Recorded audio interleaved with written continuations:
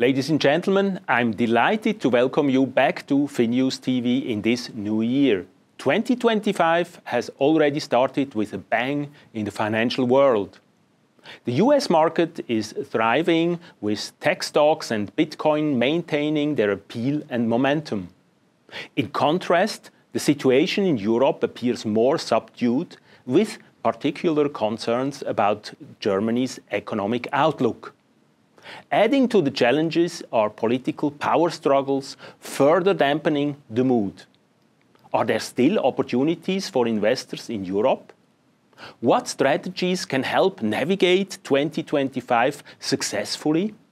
Today, I'll be discussing these questions with Alexandre Drabowicz, Chief Investment Officer at Indosuez Wealth Management. Alexandre Drabowicz, the United States has started the year with a new and old president. The US financial markets are in good shape, while sentiment in Europe is low. How do you assess this contrast? Well, first of all, we have to say that the inauguration of Mr. Trump yesterday was a bit of a show. He was really talking to his electoral base. He's really trying to spread a very, very positive message for America. You know, for example, the pushing the new frontiers, going to the conquest of Mars, are clearly something to create a bit of a buzz and a great feeling for America. Now, I would say that Mr. Trump this time was not probably as aggressive as he was the first time, and not as aggressive as you would have expected. Particularly, what is stunning to me is he didn't mention actually tariffs at all, particularly on Europe and China. He mentioned more the tariffs for Mexico and for Canada. Now, what is stunning to me is that when you look at the people who were at the front row during the inauguration, they are all businessmen, the richest businessmen in the world. But the CEO of LVMH, by the way, was there in the picture. I think Europe worries a lot about this situation where Trump will focus policy on America first. I believe we need indeed to worry, but we need to see a real reaction by Europe. And to be fair, I think we are at the moment a little bit behind. Looking closer at Europe, I mean, Germany in particular is a cause for concern. Are there still attractive entry points for investors? Let's have in mind, first of all, that Germany has gone through 2 years in a row of recession. Right, so this has not happened since 1950. This is quite remarkable, unusual.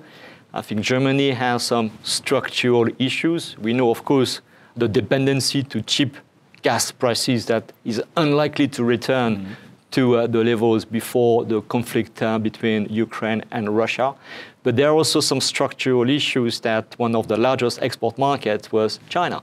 And China today has improved a lot in terms of equipment, in terms of manufacturing. They are manufacturing much more at home. They rely less on German export, but there is a kind of like economic malaise. Now, sometimes you have to separate the country view to the equity market views, because there are some great companies. You have one of the largest IT company in Europe that has performed, by the way, extremely well. And this is why the DAX last year actually had a decent performance, particularly if you compare with the French CAC 40. So there are some opportunities in terms of stock picking in Germany, but I would say the broad sentiment to Germany, but also generally to Europe by international investors, tend to be still quite pessimistic. The flows are not there. And people often use this analogy, Europe is a bit like a tourist market. You like to visit the place, but you don't stay in Europe. That's a funny explanation. In contrast, Southern Europe has performed and developed remarkably well last year. How do you see that? How do you see this further development of countries in the south and their economies? You're right. I mean, this is in a way the good surprise. Is that in the past, the core countries used to be France and Germany, and the peripheral country, Spain and Italy. It's been the reverse today. You look at economic growth in Spain, it's going to be close to above 2%, 2.2%. It's remarkable. Now, there are also some specificities to those countries. Tourism For example, in Spain, it's something that is working extremely well. You have companies in Italy in the banking sector has improved significantly when you start to have also some consolidation in terms of mergers and acquisition. Spain also is home to one of the largest and very well advanced renewable companies. You know, there is still a trend for renewable companies. So they benefit a lot, actually, probably also from the weakness that we see in old Europe, in terms of Northern Europe.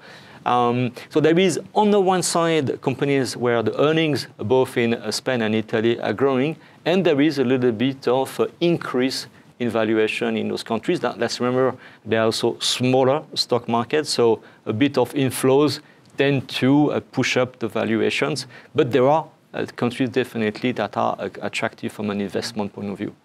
Now, we should not only talk about equities.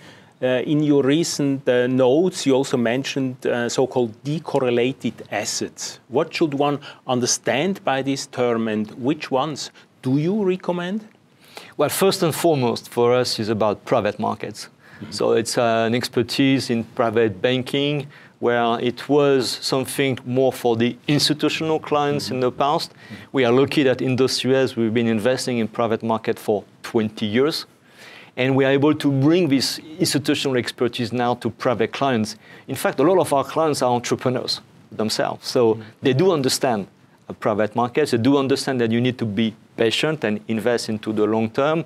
So we highly recommend for clients to commit capital also in private markets. That's one.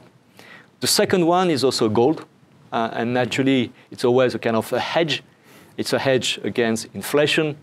It's also a hedge to keep the real value of your asset. A small anecdote. In 1946, $10,000 used to buy you a home, but you could buy $10,000 with 400 ounces of gold. Today, those 400 ounces of gold are worth $1 million. You can see how gold can also preserve value, even though it doesn't yield. You don't have a dividend, you don't have a coupon payment. The difference this time around is gold has become a significant diversifier for central banks.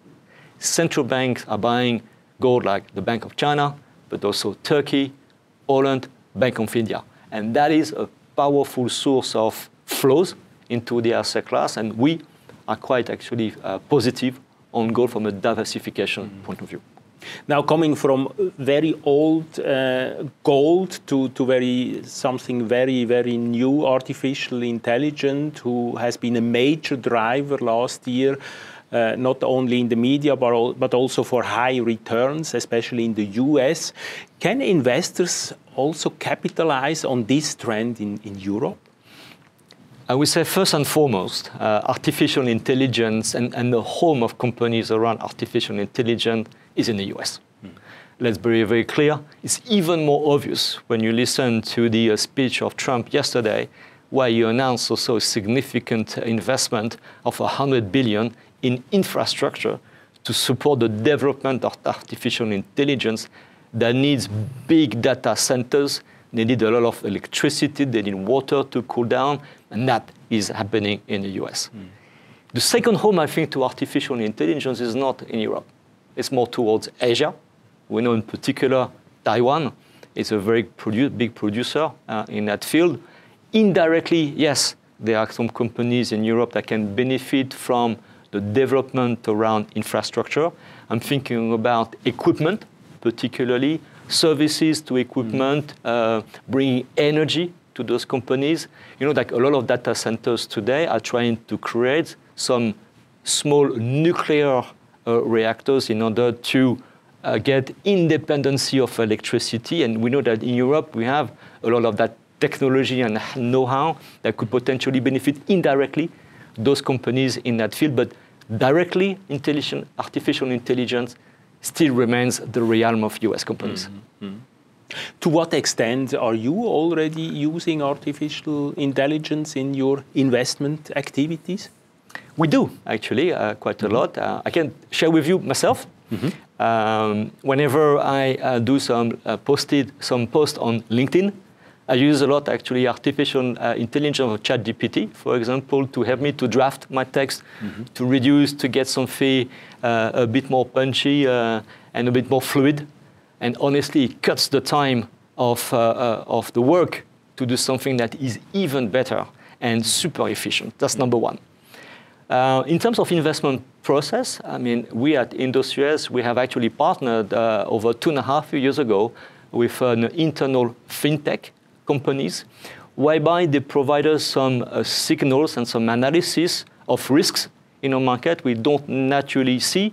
We look at investor positioning, we look at investor sentiment, where do we see overcrowding in the space, and it gives us some independent signal that are also automatically generative. In a way, they are able to look at and filter the data. So it helps us also, when we look at our asset allocation, to have a better understanding of risks in a market, and sometimes it can provide some valuable insights. Where are you sometimes too optimistic, or where are you sometimes too pessimistic? It's one way to help the decision. But would you also go and say that you can achieve higher returns with artificial intelligence? I don't know yet, and I hope not, because my job would be obsolete.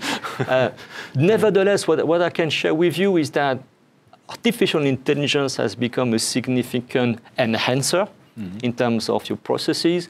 It helps you to be more efficient as well.